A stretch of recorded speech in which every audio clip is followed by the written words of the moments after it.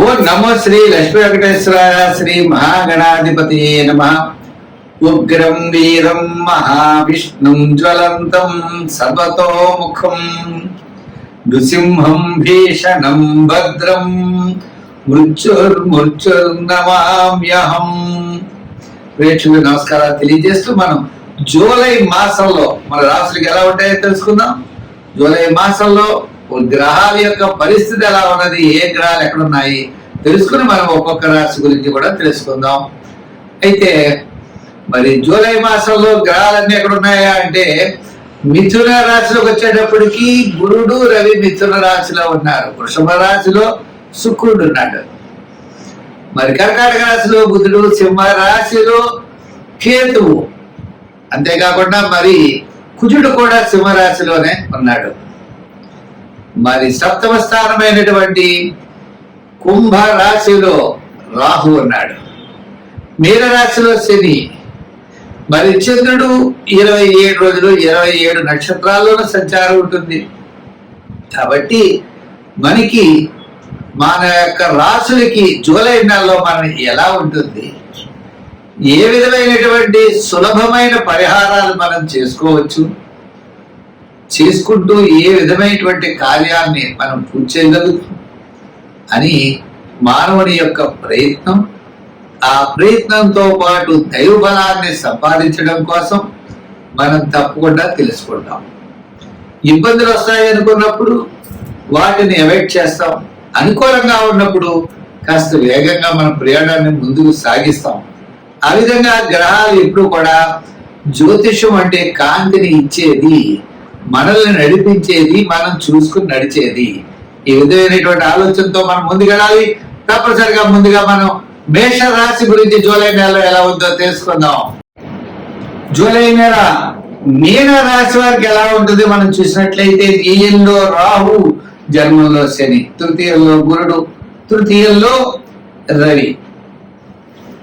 అదేవిధంగా మరి తృతీయం కాకుండా చతుర్థం అర్థాష్టమ గురుడు కాబట్టి 4లో గురుడు, 4లో రవి, 5లో బుధుడు, మరి కాస్త తృతీయంలో శుక్రుడు. ఏదైనప్పటికీ గ్రహాల యొక్క బలాబలాలు సామాన్యంగా కనబడుతున్నాయి. ప్రతి గ్రహము కూడా అనుకూలంగా లేదు. కాబట్టి మనం సామాన్యంగా ఉన్నప్పుడు మిశ్రమైనటువంటి ఫలితాలు గ్రహాలన్నీ చూపిస్తున్నాయి. కాబట్టి విద్యార్థులు జాగ్రత్తలు తీసుకోవాలి.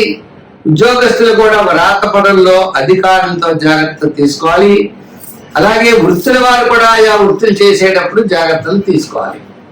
ఇక వ్యాపారమైనటువంటి ఆర్థిక లావాదేవీల్లో కూడా నూతనమైన వ్యాపార విషయంలో ఆలోచన చేయాలి. పెట్టుబడులు పెట్టేటప్పుడు పార్ట్నర్షిప్ విషయంలో మరింత శ్రద్ధ, జాగ్రత్తలు అవసరమవుతుంది.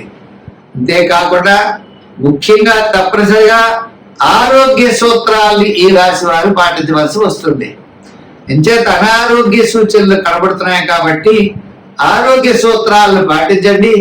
చిన్న చిన్న ఇబ్బందులతో మీరు గట్టెక్కగలుగుతారు. ప్రతి పని కూడా శ్రద్ధ అనేది చాలా అవసరం. గ్రాముల యొక్క అనుకూలత లేనప్పుడు ప్రవాహానికి ఎదురడం కూడా ఆనందంగా స్వీకరించాలి. ఆ కష్టాలు ఎంతకన్నా కష్టాలు ఏమిటి అనుకోవాలి. అంతేకాదు మనం ప్రయత్నం చాలా గట్టిగా చేయాలి. జ్యోతిష్యం ఎప్పుడు కూడా బ్యాటరీ లైట్ల లైటింగ్ ను చూపిస్తుంది. నడిచేది, ప్రయత్నం చేసేది మనం చేసే ప్రయత్నానికి దైవ బలం తోడైతే మనం మంచి ఆలోచనలతో వాలుగా ప్రవహించే నదిలో మనం ఈత కొట్టినట్టు వేగంగా వెళ్ళగలుగుతాం. లేదా ప్రవాహానికి ఎదురయ్యేదాలి, అది కష్టంగా ఉంటుంది. అది కాబట్టి ఇటువంటి సమయంలో ప్రతిరోజు శివాలయానికి వెళ్ళండి, నవగ్రహ ప్రదక్షిణ చేయండి, నవగ్రహ దానాలు చేయండి. ప్రతిరోజు గుళ్ళోకి వెళ్ళి ఓం నమః శివాయ అనే పంచాక్షరీ మంత్రాన్ని జపించండి. ఓం శం శనైః చరాయ నమః అనే శని మంత్రాన్ని చదవండి. దక్షిణామూర్తి స్తోత్రాలను చదవండి. రిస్క్ చేయకండి. అంటే ఇబ్బందులైతే లేవు, కష్టాలైతే లేవు, అయితే పనులు వేగంగా పూర్తి అవ్వకపోవడం, అసహనం, చికాకు, సమస్యలు ఉంటాయి. మనం రిస్క్ చేయకూడదు. రాంగ్ రూట్ లో వెళ్ళకండి, ధర్మ మార్గంలో వెళ్ళండి. విజయం మీ వెంట ఉంటుంది. మరి ఆ భగవంతుడి యొక్క అనుగ్రహంతో మనం సర్వత్రా విజయాన్ని పొందగలుగుతామని చెప్పి తెలియజేస్తూ మరి ఈ యొక్క మీనరాశి వారు మరింత శ్రద్ధ వహిస్తే తప్పకుండా విజయం మీ వెంట ఉంటుంది. స్వస్తి. జూలై నెలలో మేషరాశి వారికి అత్యద్భుతమైనటువంటి యోగాలు కనపడుతున్నాయి. ఎంచేత అంటే లాభస్థానంలో రాహు యొక్క ప్రభావం ఉంటుంది. మిగిలిన గ్రహాల యొక్క ప్రభావం కూడా అనుకూలంగా ఉండడం ద్వారా అన్నింటా కార్యజయాన్ని పొందగలుగుతాం. బంధుమిత్రుల యొక్క సహాయ సహకారాలు ఉంటాయి. ఆర్థిక పరిస్థితుల్లో కాస్త మెరుగుదల ఉంటుంది. పాత బకాయిలు కాస్త వసూలు అవుతాయి. మన క్యాలిక్యులేషన్స్ చాలా కరెక్ట్ గా ఉంటాయి. అంటే కొన్ని చిన్న చిన్న సమస్యలు వచ్చినా సంతానపరమైన విషయాలు, ఆర్థికపరమైన విషయాల్లో చాలా జాగ్రత్తలు తీసుకోవాలి. ఎందుచేత అంటే గురుడు తృతీయ స్థాన సంచారం కాబట్టి ఆ తృతీయ స్థాన సంచార గురుడు వలన మనకి అనుకూలమైనటువంటి ఫలితాలు ఉండవు. కాబట్టి మనం జాగ్రత్తలు తీసుకోవాలి. కానీ మిగిలినటువంటి గ్రహాల్లో మనకి ద్వితీయ స్థానంలో ఉన్నటువంటి శుక్రుడు విందు వినోదాల్లో మనం పాల్గొనేటట్టుగా చూస్తాడు. మన యొక్క క్యాలిక్యులేషన్స్ అన్ని కూడా చాలా కరెక్ట్గా ఉంటాయి. చతుర్థ బుధుడు కూడా ఇబ్బంది లేదు. లాభంలో ఉన్నటువంటి రాహు యొక్క అనుకూలత మనకు విశేషమైనటువంటి ఫలితాలని ఇస్తుంది.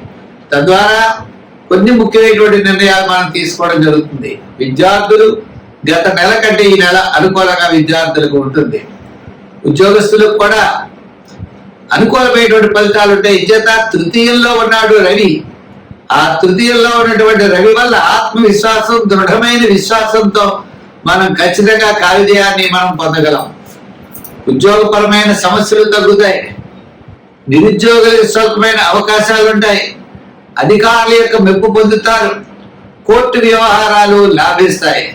ప్రభుత్వ సంబంధమైన అనుమతులు ఈ రాశి వారికి లభిస్తాయి.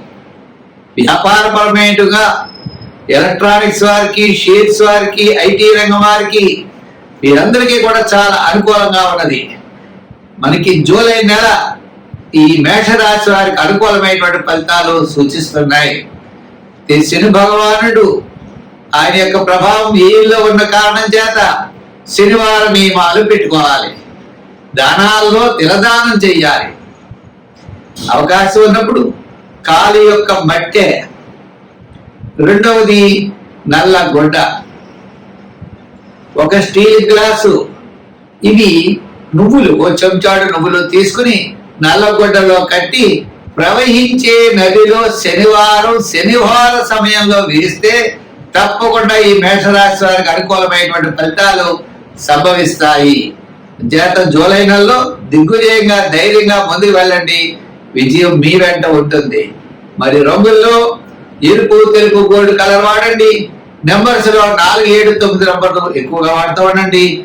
అనుకూలమైన ఫలితాలు ఉంటాయి.